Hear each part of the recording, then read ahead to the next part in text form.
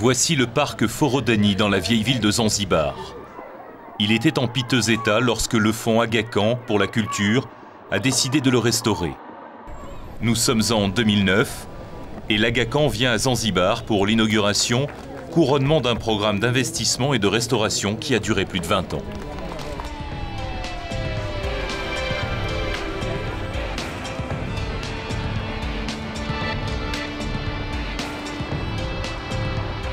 Le fonds a investi plus de 10 millions de dollars afin de restaurer, selon des techniques ancestrales, le parc Forodhani et la vieille ville en pierre. Nous entretenons ce type de projet parce qu'ils renforcent l'identité et la fierté des communautés et qu'ils offrent une compréhension de l'histoire tant pour les habitants de Zanzibar que pour les visiteurs.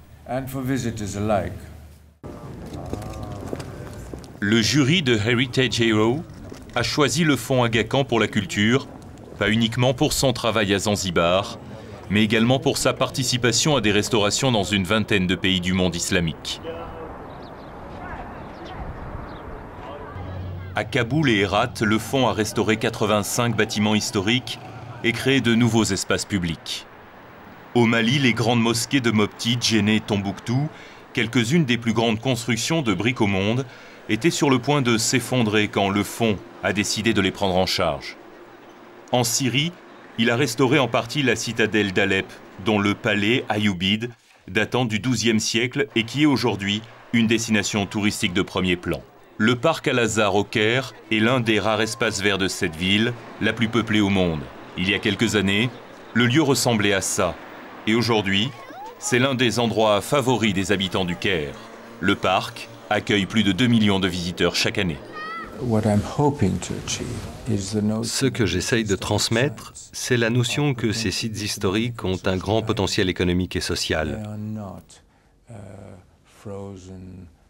Ce n'est pas un capital immobile, gelé, venu du passé. C'est un capital qui peut contribuer à la qualité de la vie des gens qui habitent dans ces lieux.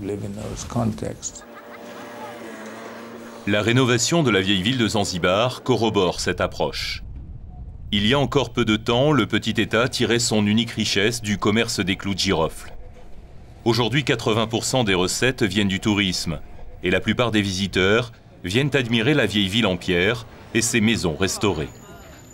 Le passé ressuscité a offert une unique chance de développement du présent. En 1960, la vieille ville était abandonnée. L'ancien dispensaire, qui fut l'hôpital de la ville, était prêt à s'effondrer. Des familles s'y étaient installées, mais personne ne s'inquiétait de la maintenance du bâtiment.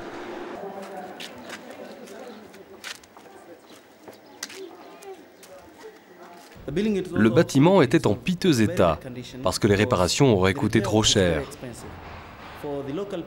Les habitants ne pouvaient pas payer de tels montants. Avec le temps, l'immeuble s'est gravement dégradé et certaines parties des murs commençaient à s'effondrer.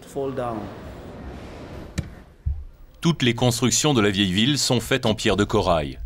C'est la seule pierre disponible sur l'île et elle provient de carrières de corail fossilisées, encore en activité aujourd'hui.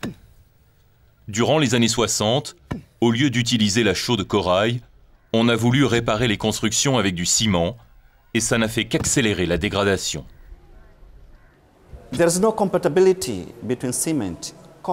Il y a une incompatibilité entre le ciment et cette pierre.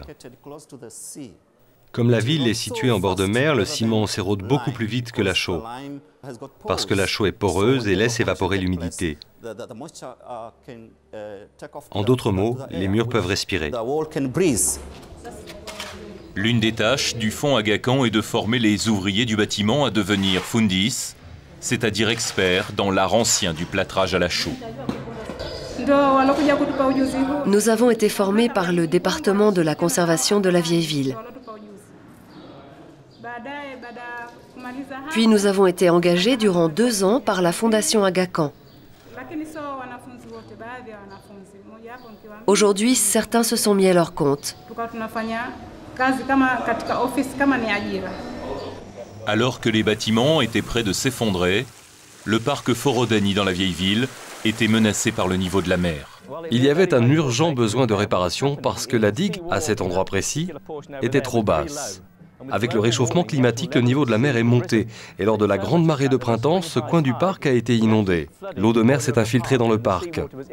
Et nous avons dû remonter le mur de 75 cm, ce qui représente à peu près ça, et reconstruire le mur de pierre. Et ça a grandement amélioré la sécurité du parc. Une fois restauré, le parc Forodhani est devenu le cœur de la ville. À l'époque où nous avons filmé, on y diffusait les matchs de la Coupe du monde de football en Afrique du Sud. Le parc Forodhani a 3 fonctions. Il fait office de jardin public pour les habitants de Zanzibar. Il a une fonction touristique qui tourne principalement autour des restaurants ouverts la nuit et il sert également de piscine publique de la vieille ville. Lors des grandes marées, le bord de mer se transforme en lit d'eau et chacun vient nager depuis ici. C'est un parc vraiment unique pour réunir toutes ces fonctions.